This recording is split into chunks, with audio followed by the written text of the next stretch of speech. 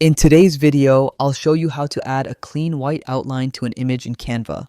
It's a quick way to make your images pop, whether you're creating a presentation, a social media post, or a project cover.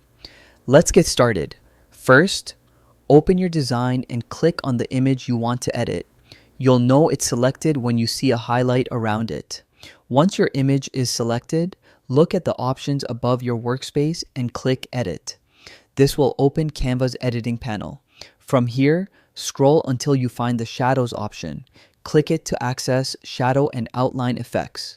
Now choose the Outline effect. This creates a border around your image and opens new settings you can adjust. Next, click on Color. You'll see a palette of choices. Select the white square to apply a crisp white outline. You can also adjust the thickness slider to control how bold or subtle the outline appears. Experiment until it looks just right. And that's it. You've added a white outline to your image in Canva.